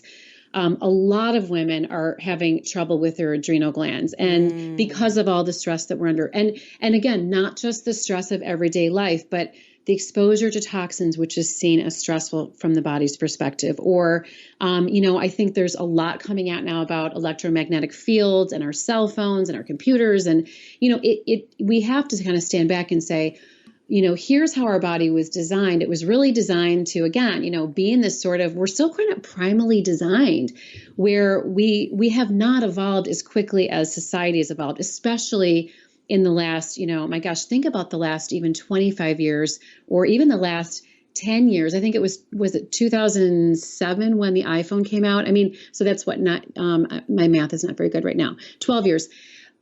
Just knowing that our lives have changed so dramatically since the iPhone came out, where we have 24/7 accessibility and computers and internet and all these things. So I think a big part of it is going to come down to food and lifestyle is probably the best thing to help support hormones and perpetuate our own internal hormone production for as long as possible before our body kind of says, okay, you know what?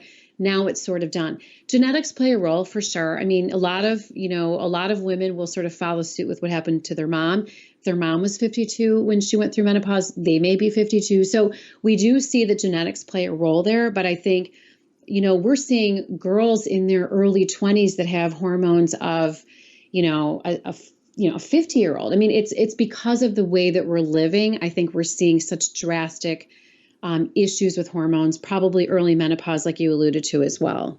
Number 6. So number 6, I just want to, we won't go into great detail here because it's kind of a very long topic, but I just want to myth bust the notion that estrogen is bad. I think we are, I don't know if your listeners are familiar with the Women's Health Initiative, but it's a study that was done many, many years ago that sort of put a really negative spin on estrogen. And the study did not use, it was a long-term study with thousands and thousands of women who were studied, really probably for the first time. It's one of the first studies that was done looking at hormone replacement therapy. And essentially there was a really negative result as a result of the study. And in fact, the study was stopped early. And the women in this study had more heart disease, breast cancer, strokes, blood clots, etc. They were placed on estrogen, but it was a synthetic form of estrogen, not the estrogen that we make in our body, which we call bioidentical estrogen, which is available through compounding pharmacies. It was not that. It was an estrogen that's made from the urine of pregnant horses. And it was combined. I just want to say, sorry to interrupt, but I just want to say one thing about that, about Premarin and any kind of hormone that comes from horses. If you knew the conditions, of it's made in Canada. I've been told about the conditions because there was a practitioner who went and saw where it was made. but they keep these horses in a factory. They're never allowed outside. They're not allowed to move. They're hooked up and they're constantly pregnant. And then they take their babies away from them and they're not allowed to see their babies. And then and if they're male horses, they just slaughter them right away. And they're tortured and for their urine so that they keep the horses pregnant for their urine so they can make hormones out of them for us. And it is disgusting and deplorable to know that these hormone drugs are coming from the suffering of these beautiful horses. So it's really, really, really bad. And if everyone saw this, no one would buy this stuff. And there are other ways. So you're saying there are other ways. I want to point that out because a lot of women go and get Premarin or get the hormone replacement stuff that comes from horse urine. And just know that if you actually knew the conditions that led to making it, you would not want to take this. You wouldn't even want it in your body. No, 100%. It's not even, I mean, the other thing is it's aside from the terrible conditions of the horses, absolutely. And I've read a lot about that as well. It's made from, again, it's the horse's estrogen, not human estrogen. So it doesn't, we're always looking for, anytime we replace hormones in the body, we want to use something that is what we call bioidentical. And that just means that the chemical molecular structure looks just like our own hormones and acts just like our own hormones if they came in the body. So when, you bring a bioidentical estrogen on board, it knows exactly what to do. It swims to that estrogen receptor and it knows exactly what to do. I kind of consider these, I don't even call them hormones. They're synthetic chemicals. It's probably the best word for them.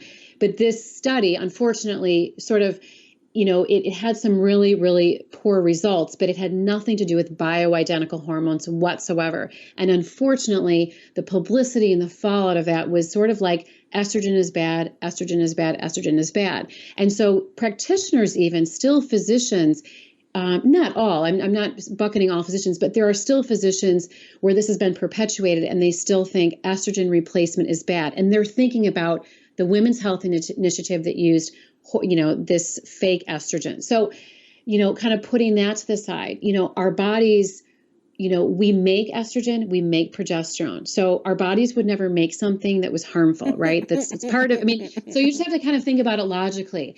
So I want to bust that myth just because I think women oftentimes will say, okay, I'm suffering deeply with symptoms in perimenopause.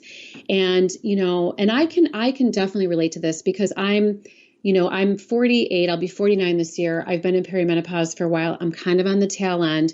I saw a huge kind of decline last year in my hormones, very normal for this period in time. And I chose to use bioidentical hormone replacement because I saw the numbers. I know my symptoms. I'm working with a functional medicine practitioner. Point being that when these hormones decline, you're going to feel it in your body. It's not just about periods. It's about your brain health, your bone health, everything else, bladder health, vaginal health, you name it, your blood vessels. So, it's okay to consider hormone replacement. I think there's a lot of sort of this black cloud hanging over estrogen because of this study. And if estrogen replacement, bioidentical hormone replacement, estrogen replacement, which should never be used without progesterone, they're always used together, even if you don't have a uterus. If they are used properly and you are monitored properly, you can really reap the benefits. But I think a lot of women just don't even want to go there with the conversation. They'll just suffer through the symptoms, even if they've made a lot of the food and lifestyle changes and nothing else has changed. And perhaps, it's time to consider hormone replacement. The word estrogen just makes them think cancer. And there's a lot more that goes into cancer or other types of negative outcomes from estrogen or the wrong kind of estrogen than, estrogen itself. So I just want women to understand that we're not, when we're talking about hormone replacement, we're talking about estrogen is not bad. Progesterone is not bad. You have huge amounts when you're pregnant, huge amounts during the reproductive years. So if they were bad, we would all have cancer when we were pregnant. You know what I mean? So we have to keep that in mind. One thing is that estrogen is a catch-all. It's a catch-all for many different hormones. So we think estrogen is this one thing. It's actually not. It's a bunch of different, like there's estradiol, there's a bunch of different estrogens. I'm sure you know way more about that than I do, but I thought it was fascinating that there's many estrogens, and that when the body wants to get, like, when the body's sort of like, okay, we're going to clear out this estrogen, right? Like it's been used or whatever. It's the levels need to be cleared out. The liver takes the estrogen and then, converts it into an inert form and puts it into the bile to be released into the poop, right? So we're going to poop it out. Exactly. Yep. Really interesting though. And I thought this was fascinating. I learned this from one of the guests that I interviewed, that when we have constipation, and most people in westernized nations who are eating the standard American diet have constipation and don't know it. And so when you have constipation, the gut reabsorbs and reactivates some of that estrogen and can lead to estrogen dominance. And it's a type of estrogen that is unhealthy now. It's an imbalance of the estrogens. Basically, it's now a not healthy version of the estrogens within us, from doing that. And so we can get estrogen dominance in an unhealthy way. That, and tummy fat can lead to increase estrogen dominance. There's other things, and blood sugar dysregulation. But constipation, if we don't poop 2 to 3 times a day, we're not actually getting the hormones out of us, that they're getting reabsorbed in an unhealthy way, and the toxins as well. So getting enough fiber to go to the bathroom 2 to 3 times a day. I've got a whole episode on how to have the perfect poop. And so it's like it's a big topic, but just something as simple as making sure that we're having healthy bowel movements will help us support balanced hormones. So I thought that was really fascinating. But I love that you're saying that estrogen's not unhealthy. Yes, you can have estrogen dominance, and that's different. That doesn't mean estrogen's unhealthy. That means that it's like the smoke, not the fire. Estrogen dominance isn't the fire. It's not the problem. It's a symptom of a lot of stuff that's out of balance. Yes. Exactly. Yeah. You said it, I mean, perfectly. So I think just for women not to be scared of estrogen is probably just a huge factor right now, because it's important to I think, consider and be open to all options when you're going through perimenopause and menopause, and just get educated about it. And there's a lot of good information out there that will help you to do that. I've had several listeners. So we have a Facebook group. There's 3,500 listeners right now in the Facebook group. And we have a lot more listeners that download the show. So I'm like, what are you guys doing? Join the Facebook group. Come on. Stop. Yeah. Like, you guys are just listening. But, so the people who haven't joined the group yet, join the group. It's a lot of fun. So there's 3,500 very active and wonderful people in the Facebook group. And several women have asked over the last year or so about hysterectomies. Several women have had either partial or full hysterectomies, and they're wondering if they should get on hormones. And I thought that I said, I can't offer advice about this, but you should definitely find a functional medicine practitioner. And if you're going to get on bioidentical, but people with full hysterectomies, women with full hysterectomies, no matter at what age, do you believe they should get on bioidentical hormones? I do. I do. Can you talk a little bit about that? Yeah, I mean, we produce the bulk of our hormones before menopause in our ovaries.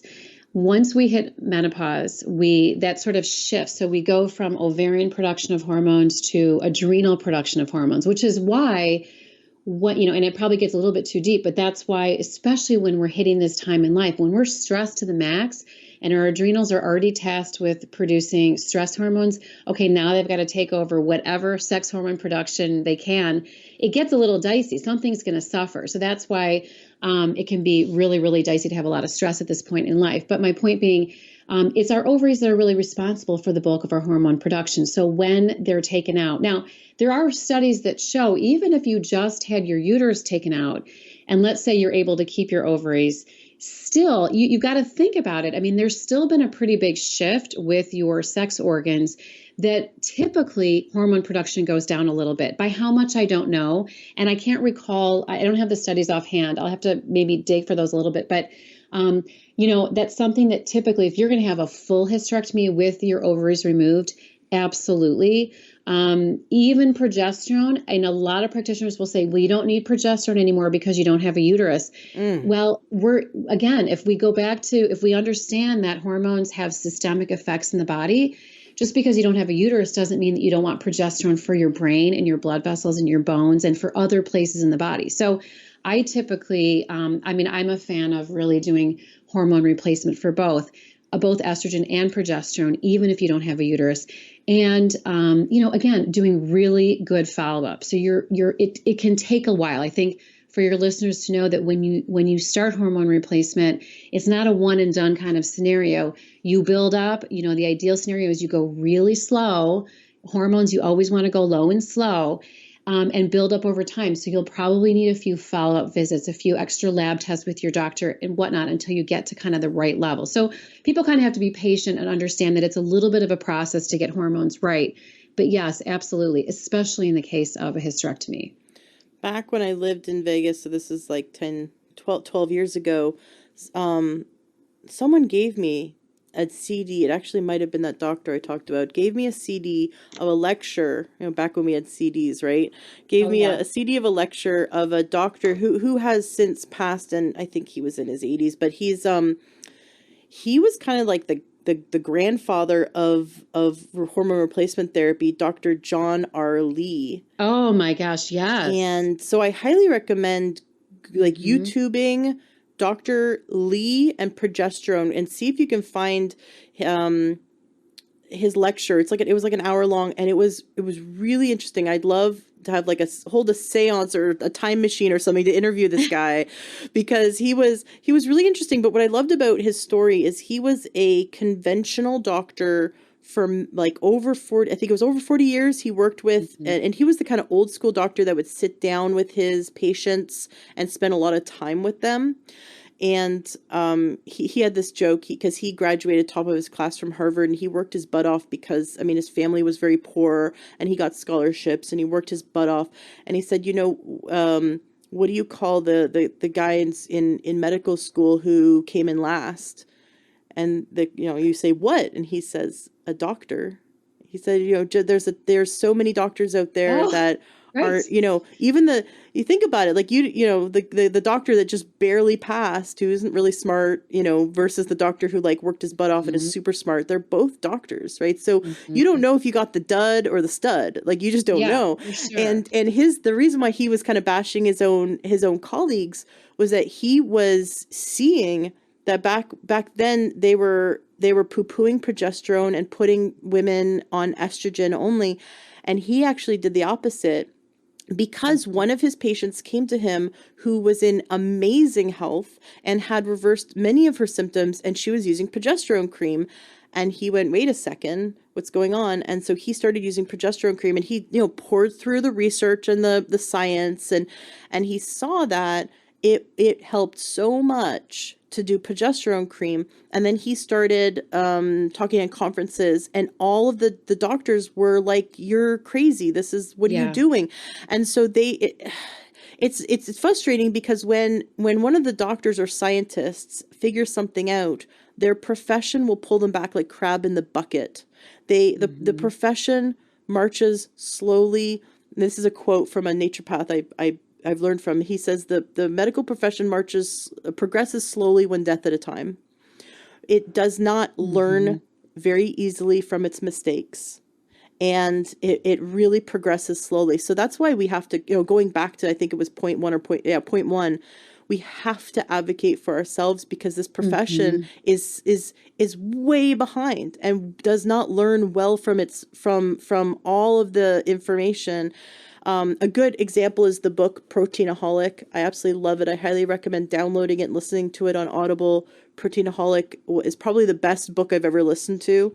And he cites over 50 pages, because I also bought the book. He has over 50 pages in the back in small print of references, because he pulls together all the science about using a food as medicine, and why we're actually eating too much protein, we're actually toxic levels of protein, and it's how it contributes to the diseases of today. So I thought it was really interesting that these doctors who are seeing the science, like Dr. Lee and Dr. Garth Davis, the one that wrote the Proteinaholic, they're seeing the science, they're pulling it together, and then their colleagues are poo-pooing it because they're stuck to what they learned in school 20 years ago and what the textbook said, and they're not actually spending time looking over the latest studies or even analyzing the studies to the point where it's like, well, who funded the study, and what was it what kind of study was it, what was the quality of the study? So we really have to be careful about the cognitive dissonance that our health professionals may have, because we're all human and we all make mistakes. But I love that I learned that from Dr. Lee. I love that he showed me that many doctors are stuck in some way. We all have blinders, right? We all we're all human. We all have blinders, but that when we give up our health over, we give our health on our body over to a medical professional, we assume that they know the latest information and the best information. And Dr. Lee taught me they don't, that most don't. And so that's why we have to advocate. So, and then he also said that, progesterone cream is like the God's gift to women, and he thought it was the world's best thing. So I just thought that was really interesting that, but we don't want to be allopathic, which is reductionistic. We don't want to, so he's reductionistic in that he was like, okay, this one thing is the best thing in the world. We can't be reductionistic and think that one thing is going to solve our problems. But we want that tool in our tool belt. So I like that you brought that up, that estrogen's not dangerous. Progesterone is great too. But we want to do the hormone testing, the appropriate hormone testing. Like you said, we shouldn't just do it willy-nilly. Like, don't just go to the store, buy a bunch of hormone creams and start slathering yourself, because too much is just as dangerous as too little. Yeah. And, hormones, I think people don't realize that you can give somebody hormones, but our body is smart. It's going to always do what it can to regulate the hormones. So if you give somebody too many hormones, it's going to shut down some of these receptors, there's different proteins that can increase to kind of lock some of the hormone up. So more isn't always better. That's why I think, it's always, my approach is always the Goldilocks principle of hormones, which is, not too much, not too little, just right. And it's different for everyone. So it's different for you than it is for your neighbor, than it is for your best friend, which is why you really want to work with someone who really, really understands hormones and understands the testing and the follow-up and what's really needed to and is willing to work with you to make sure that you get to a place where you feel really, really good. I'm really excited for point 7. Because so many listeners in the Learn True Health Facebook group have asked this question. So take it away, point 7.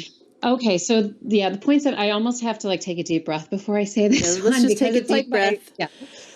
It's kind of my contention point with my physician. So the pill is not, and when I'm saying the pill, I'm talking about the birth control pill. It is not a good solution to worsening PMS or erratic periods during perimenopause.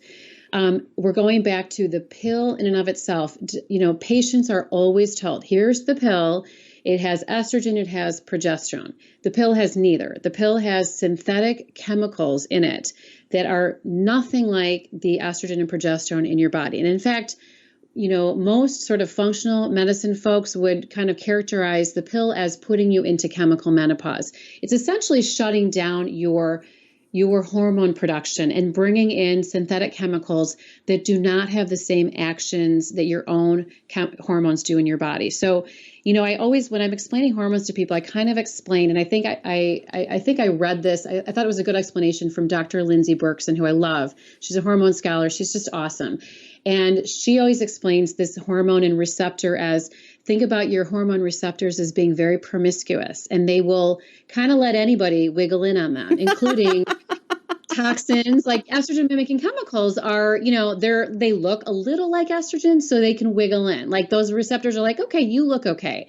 And that's how the pill is. They're the same thing. It's these chemicals that look a little bit like our hormones, but they're not our hormones. And so they wiggle in and they take an effect on our cells and our tissues and our organs of our body, but not necessarily an effect that we want. I think that conventional medicine physicians like the pill because it manages, quote unquote, a period. It will regulate the period. They like the certainty and the predictability of this every 30-day cycle. But what we're missing here and what women are missing is that it's not a real period. It's a fake period. It's not the real thing. It's not the result of your hormones. It's really a withdrawal bleed from hormones. That's all it is. It has nothing to do with, the uterine lining and the natural hormonal actions that are happening in your body. So, I think the idea here is we want to perpetuate our own hormones, our own internal hormone production as long as possible so that we can get systemic benefits for as long as possible before deciding what we want to do in terms of, do we want hormone replacement? Do we not? Do we want to do food and lifestyle choices? What do we want to do? And the pill essentially puts you into chemical menopause. So you don't get the benefits. You won't get the systemic benefits of progesterone and estrogen like you would if they were your own. And I think women, back to kind of one of the earlier points, it's like we want this quick fix. We don't want to deal with erratic periods. We don't want to deal with the heavy period. It's too cumbersome for us with our very busy life. When again, the period is your fifth vital sign. So it's telling you something's up. And while it's natural and normal in perimenopause to start having longer periods or shorter periods or skip periods or heavier periods or lighter periods because there's hormonal fluctuations happening, it is smart to do a little bit of investigative work. And if you're having really significant symptoms, you need to see somebody, a functional medicine practitioner who really gets it. There are ways to help, I don't want to say control your period, but really help you get a better period, a less eventful period, even in perimenopause, without going on the pill. So I think the pill is not, it's not the route to go. And, people go on the pill. I don't want to bash all pill users. You have to, you want to weigh the risks versus the benefits. For some people, it's more about birth control than anything else. But if it's about period, and there's other much better, I think, birth control options out there if you're trying not to muck with hormones, but we won't get into that today. But I think if we're talking about period management and it's just this irritating period that I have and we're cursing our periods, the pill is not the way to go. And I think, but doctors kind of tell us it is. So that's what we do. And they don't practice informed consent. They do not practice. So they just put you on the pill. Mm-hmm. Informed consent, they would actually tell you all of the side effects and all of the long-term, very detrimental effects the pill has. I am not bashing anyone on the pill, but I am bashing the pill. I think it is a toxic and harmful thing to put women on. And most of the time, doctors will put 15-year-olds on it because they have acne or they have out of control, they have really bad PMS or whatever. And that is not the pill. I don't think the pill should be used in any event. Mm-hmm. And I understand the need for birth control. There are, like you said, there are many really good options for birth control. And I've had other guests talk about this, and there's great books out there on all the different forms of birth control. The pill is probably the most toxic out of all of them. There is an IUD that has hormones that's probably up there, but the pill has been proven to be incredibly toxic. It has heavy metals in it, so it'll increase the heavy metals in your body. It changes the biochemistry of your brain. You become a different person. It actually changes your personality. Mm-hmm. There have been people who got a divorce after they got off the pill. The pill, because it actually changes your brain. People have gotten married, fallen in love, and got married on the pill, gotten off the pill, back to who they were before being on the pill, and realized that they didn't marry that person. That because the pill artificially makes you attracted to different things. Like it really it hijacks your personality. It also it can send women into a different set of emotions and emotional responses. So people see complete personality changes. But when you're the taker of the pill, you don't notice it. It's the other people around you go, she is not herself. But because it hijacks the brain. It's artificial, it's chemical, it's like castration, a chemical castration in a sense. It's very harmful to the body, very toxic, and taking it long term can increase cancer, blood clotting. You could die of a stroke. I mean, there's a lot. So, and if you could practice a different form of birth control that is non-toxic than the pill, oh my gosh, please go for that. And please, I would just say that for everyone listening who's on the pill, look into true informed consent is seeing all of the side effects, because most doctors are not practicing informed consent and they are not even aware of all the negative effects. And then look at an alternative that can complement what you want to achieve And whether it's getting rid of acne, controlling your PMS, or actually not getting pregnant, there's so many other options out there that are healthy. So I just hear over and over again how devastating the pill is for people. And so many clients and also guests on the show have told me their horror stories that started with being on the pill, and that actually led them to being unhealthy. And for me, I got on the pill as a teenager, and and I can say that it's one of the factors that triggered many of my health issues. So I've seen it in myself, I've seen it in others. I'm kind of warning, I want to warn people because I don't feel like we're being warned enough. Yes. And this is again at that point where we have to advocate and stand up for women. This is where I feel like I'm a feminist in a sense, where I feel like, I mean, I never identified as a feminist at all, but this is where I feel like women need a voice and they need to be advocated for. And this is one of those points that the birth control pill is toxic and damaging, and it's being sold to us as this like wonderful thing. Like, and the morning after pill, and that's another one, is very, very harmful and detrimental to the body. And of course, there's times when a woman needs to make their choice, and I don't think that choice should be taken away from them. But I think that informed consent needs to be practiced, where we need to know all of the very long-term and harmful side effects that can occur. So we want to know everything up front. And so I think that when you're messing with your hormones, you're messing with your brain, you're messing with your future, your chances of other diseases, you're messing with your personality, your quality of life. It's not as simple as just take a pill and not have a period, or not ovulate. You know, it's not that simple. So thank you for advocating for us.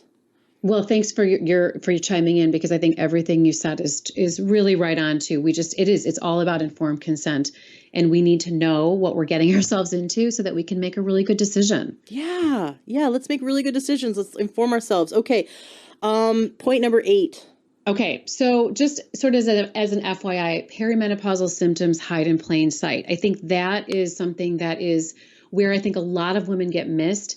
You know, it's little things. It's going to come as soft whispers initially. It'll be in the form of, in my mid-30s, all of a sudden I'm not sleeping quite as well, you know, but it's not something that necessarily you would make an appointment to go see your doctor for.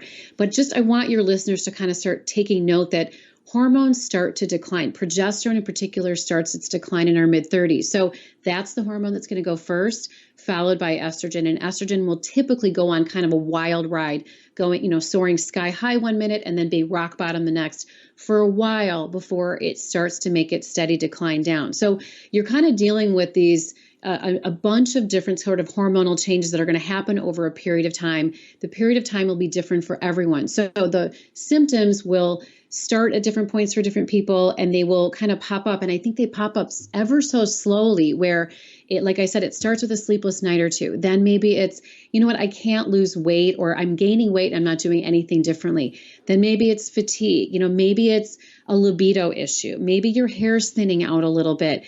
Maybe you feel a little bit more weepy, or you have a little more anxiety or a little more depression. I mean, all of these things really point to changes in hormones. But I think what we end up doing is maybe we get to a point where we say, you know, I'm really tired. Now I'll go see my doctor. And we don't even really mention the other stuff because we don't think it's related. Or, you know, maybe we feel like we have some anxiety. So we go and we see somebody, you know, in the mental health, group, you know, and yes, there are treatments in that route. But I think if you look at hormones, they have a lot to do with our mental health state. So I think just for your listeners to know that these symptoms will start to creep up slowly, and they matter. And so when you're talking with your doctor, make sure you're mentioning sort of the collective, even if they don't seem like they're related. A lot of times they are related. They may be in different body organs and different systems. And you might think, well, this one I should go to the orthopedic for, and this one I should go to the endocrinologist for, and this one to the OB. But really, functional medicine would look at you as a whole person. All of your systems are connected. And so these symptoms probably have a lot to do with hormonal decline or hormonal changes overall. All right, we're in the home stretch. I know, we're almost there. We're at the final point. Yeah. Yes, I like it. And that's, you know, that I like that you brought that up, that it's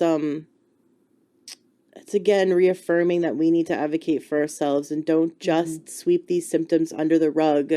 Listen to your body. listen to the changes in your body and don't be afraid of them, but advocate for yourself. So I like that you're coming at it from different angles to help us shift our mindset into a healthier mindset. I like it. Okay. Last point, number 9. Okay. Number 9, last point is perimenopause begins in the mid to late 30s. I think that's super critical to understand because, and we talked about it earlier, but understand that even when it comes to hormone replacement, a lot of women will say, no way. But Dr. John Lee was probably one of the first ones to say, you know what, even women in their mid to late 30s would benefit from a little bit of progesterone. A lot of doctors will say, we're not even going to address hormone replacement until you've hit actual menopause, which means you haven't had a period in a year. Well, by that time, you've been on this perimenopausal journey for a long time. Hormones have been declining. Symptoms may be really heating up. So understand that even though you may be just getting pregnant at 35 or 37 or 38 or 40, you can be pregnant and still be going through perimenopause. You can be just going through perimenopause. For most women, it is those hormonal shifts will begin with like a couple of cycles where you don't ovulate. That sort of kicks things off. So you can still have a period very regularly and be in perimenopause. So that's why I really just want women to be aware that this period of life will kind of start. You almost think, I just finished having babies, or or I'm just about to have a baby, but it does happen. It seems like it's too soon, but the studies show that this is when hormones start to shift. So just know that so that you can start to kind of keep track of symptoms, see if you need something sooner. Maybe you need that functional practitioner sooner. I would recommend most women to get to start meeting with someone earlier rather than later, so they can kind of help walk them through and guide them through this perimenopausal journey. I love it. Yeah. Yes, that it's wherever you are. It's start now. Start building your health up with all these points that we brought up today. Start building your team of holistic and integrative practitioners today. Start advocating for yourself today. Start everything and little steps. No matter where you are, you're going to build up better hormone health. And hormones, like you said, I love that you pointed out, for hormone receptors are on every part of your body. So estrogen levels affect your brain, affect your breasts, affect your calves. I mean, affect every part of your body. Yeah, right. Absolutely. Everything. Yes. Awesome. So what I want to ask you is we've gone through so much, and this is really jam-packed, but is there a question that I haven't asked that you would love to answer? I mean, I think that I really do think that we've hit most of it. I don't know. I can't think of anything. Yeah, well, I got you to empty out. So I totally emptied out your brain and just I tapped you for all this great information. It's been wonderful. I had you talk for almost 2 hours straight. This is fantastic. I know. So let's make sure that listeners know how they can follow you, how they can keep learning from you. Sure. Yeah. So I know you mentioned the website. So I would say I'm very active on Instagram, and my handle is just Jill.Chmielewski. So my last name. I do a lot of education. I really use Instagram as sort of those quick snippets of information. I do have a website. It's just www.jillchmielewski.com. I just really stopped seeing one-to-one clients as of just this past year. I'm going to be launching a course called Perimenopause Redefined later this year. I do on my website. I also have, I very frequently write blog articles, very educational in nature, a lot of the stuff that we talked about today, but I really try to address women's biggest symptoms and biggest issues.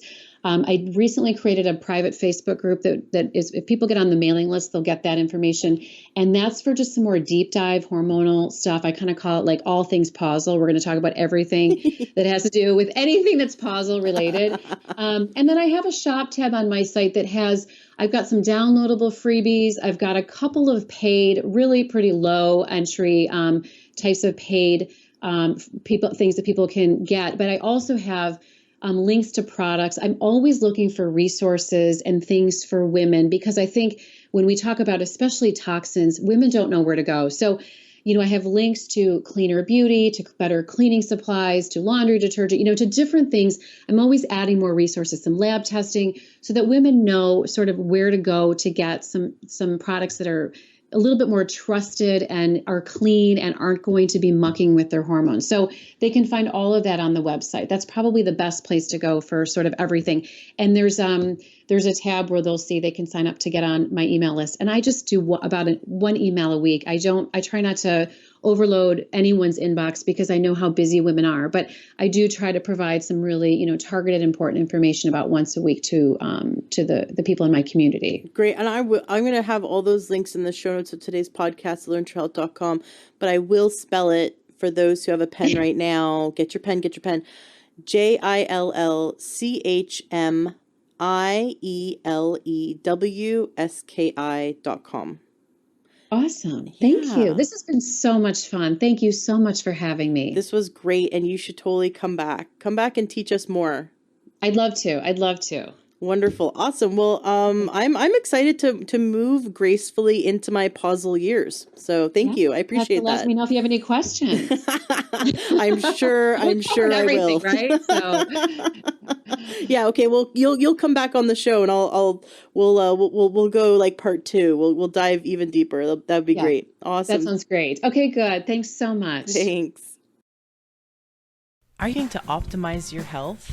Are you looking to get the best supplements at the lowest price? For high quality supplements and to talk to someone about what supplements are best for you, go to takeyoursupplements.com and one of our fantastic true health coaches will help you pick out the right supplements for you that are the highest quality and the best price. That's takeyoursupplements.com. takeyoursupplements.com. That's takeyoursupplements.com. Be sure to ask about free shipping and our awesome referral program.